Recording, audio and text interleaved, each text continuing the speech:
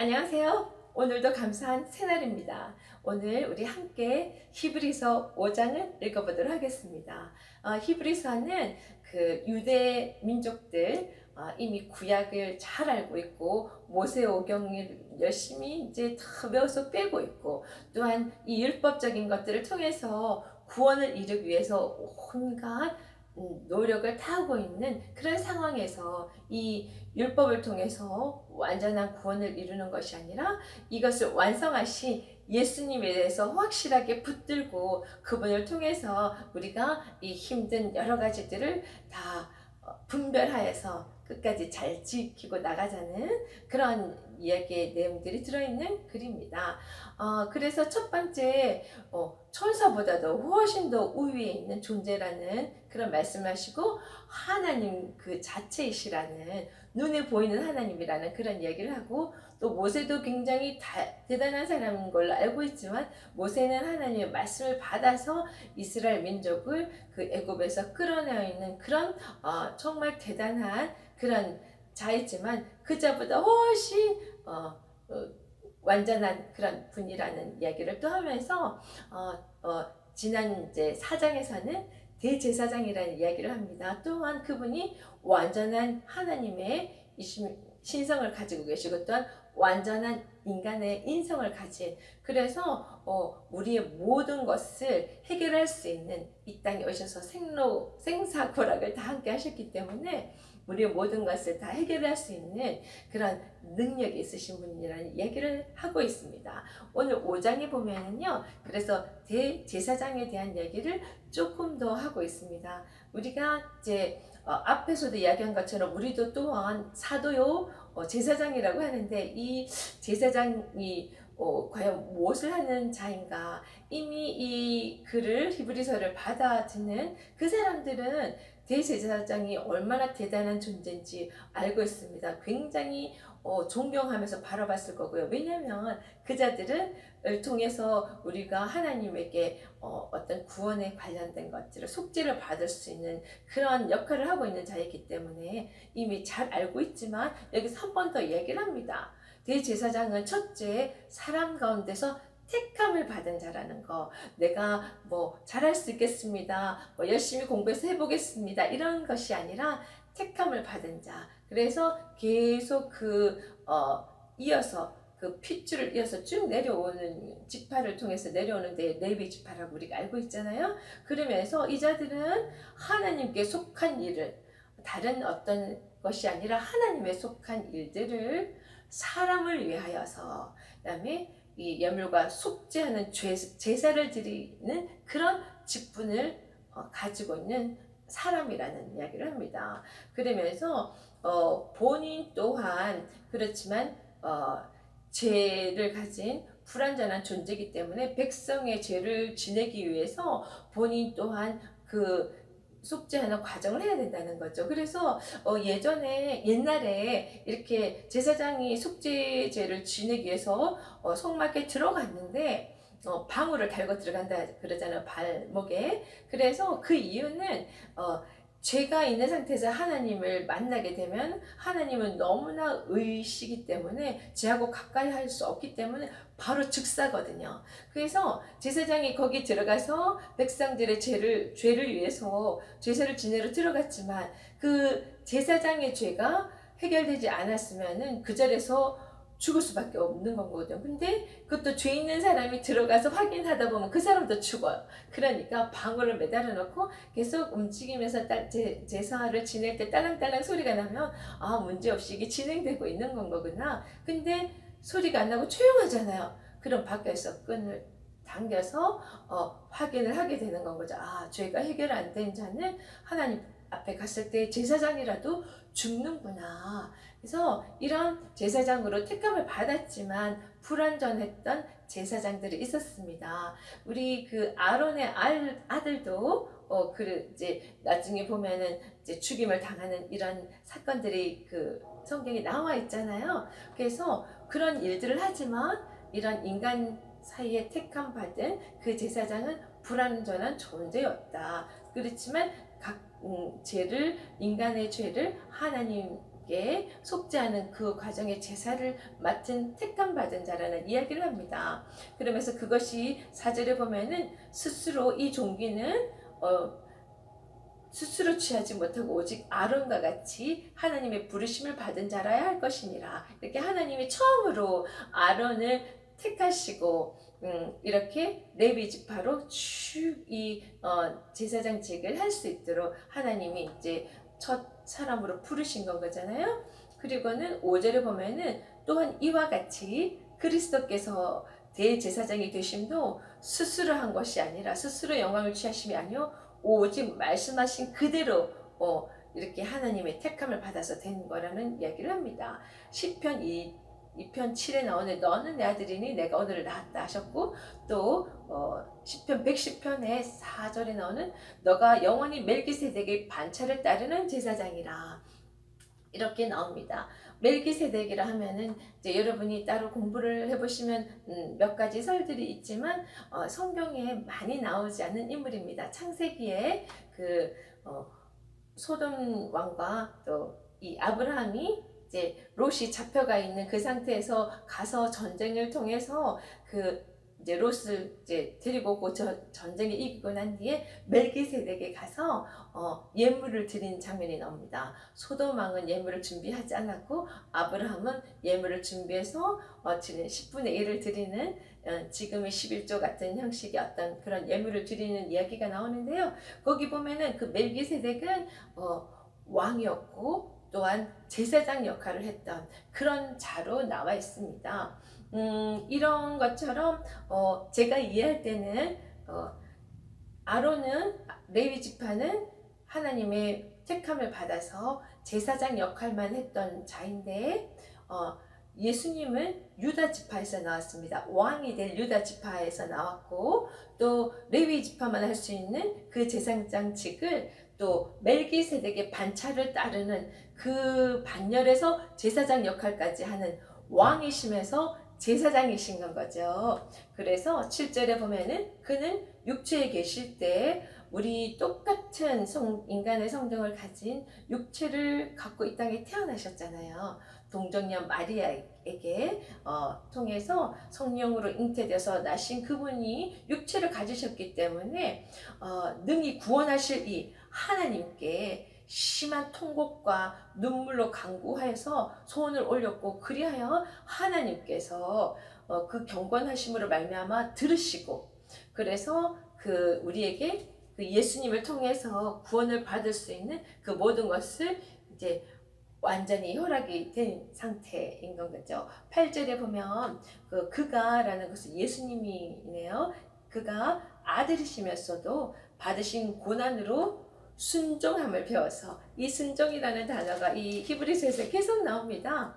굉장히 중요한 단어. 9절에서 또 나옵니다. 온전하게 되셨은즉 하나님에게 순종하여서 온전하게 되신 것처럼 자기에게 예수님에게 순종하는 모든 자에게 영원한 구원의 근원이 되신다고 합니다. 그래서 10절에 하나님께 멜기세덱의 반차를 따른 대제사장이라 칭함을 받으셨느니라.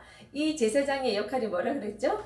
인간의 죄를 속죄하도록 하나님께 중보 역할을 하는 그런 역할인 건데 이렇게 완전한 대제사장이 되셔서 우리에게 영원한 구원을 하나님으로부터 받을 수 있는 그런 일들을 해주신다는 건 거야. 우리가 어떨 때 순종할 때 그 이야기를 하면 11절부터는 안타까운 이야기를 합니다. 우리가 이렇게 믿음을 받아들였으나 복음을 들었으나 너무너무나 말씀에 대해서 초보라는 이야기를 합니다. 이만큼 확실하게 모든 것이 알려졌으면 그것을 통해서 이제는 장성한 분량이 되어야 되는데 이렇게 아직도 이런 내용을 가르쳐 줘야 되고 배움을 받아야 되는 그래서 뭔가 정말 이제는 사도와 제사장직을 담당해야 될 우리들인데 그것을 하지 못하고 있다는 안타까움을 이야기합니다. 그래서 이렇게 장성하기 위해서는 어떻게 해야 된다는 이야기가 14절에 마지막에 나오는데요.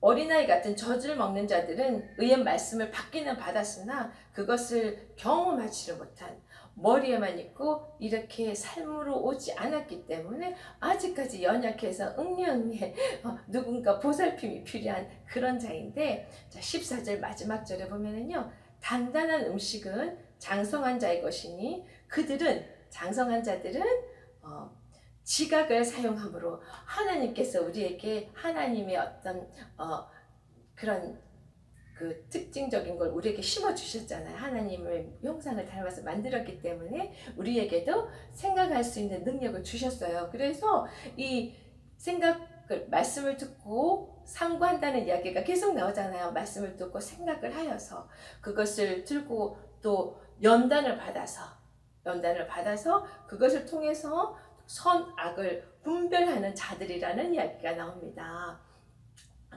그렇지만 하나님 말씀은 비밀 같은 이야기이기 때문에 그 예수님을 따라다니던 제자들도 말씀을 듣고 난 뒤에 다시 따라가서 예수님한테 물어보잖아요. 이게 도대체 무슨 말씀입니까? 우리 이해를 못하겠습니다. 할 때 예수님이 그러셨습니다. 들을 게 있는 자는 들어라. 그리고 이것은 비밀 같은, 다 알려진 비밀이라서 깨닫는 자만 깨닫는다는 그런 이야기를 합니다. 그런데 이제 우리에게는 성령님이 임하신 그런 이제 우리 특별한 몸이 되었잖아요. 이제는 성령님에게 도움을 구하여서 말씀을 듣고 이 말씀이 무슨 뜻인지 계속 상고할 때, 성령님의 지혜를 구할 때 그것에 완전한 하나님의 뜻을 이해할 수 있도록 우리에게 이제 그런 툴을 주셨고, 그것을 우리가 사용해서 이 성경을 통해서 하나님의 뜻을, 또 예수님을 완전하게 알아가고, 그것을 알았을 때 또 그것을 통해서 연단받고 순종하여서 선악을 분별해서 우리에게 맡겨진 이런 사도 역할, 제사장 역할을 잘 해내야 될 것 같습니다. 오늘 그래서 제가 찬송가를요, 예수님은 누구신가, 이렇게 하나 1, 2, 3, 4절을 통해서 한 번 더 확인하며 또 세상에 선포하는 시간을 가지면 좋겠습니다. 같이 찬양하겠습니다.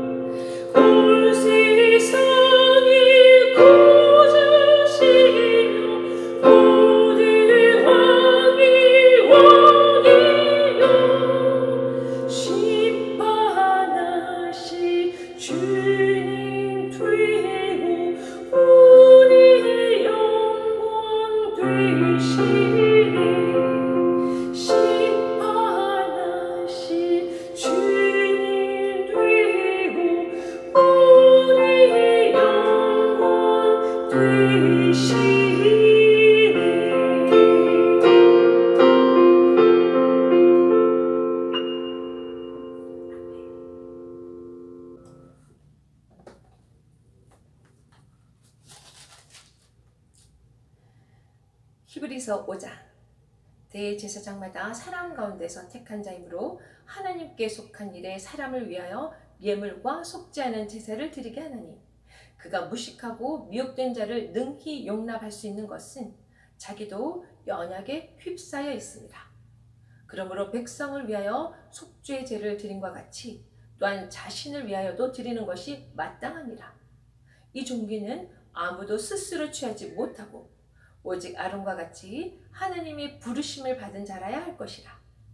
또한 이와 같이 그리스도께서 대제사장이 되심도 스스로 영광을 취하심이 아니요 오직 말씀하신 이가 그에게 이르시되 너는 내 아들이니 내가 오늘 너를 낳았다 하셨고, 또한 이와 같이 다른 데서 말씀하시되 내가 영원히 멜기세덱의 반차를 따르는 제사장이라 하셨으니, 그는 육체에 계실 때 자기를 죽음에서 능히 구원하실 이에게 심한 통곡과 눈물로 간구와 소원을 올렸고 그의 경건하심으로 말미암아 들으심을 얻었느니라. 그가 아들이시면서도 받으신 고난으로 순종함을 배워서 온전하게 되셨은즉 자기에게 순종하는 모든 자에게 영원한 구원의 근원이 되시고 하나님께 멜기세덱의 반차를 따른 대제사장이라 칭하심을 받으셨느니라. 멜기세덱에 관하여는 우리가 할 말이 많으나 너희가 듣는 것이 두나무로 설명하기 어려우니라.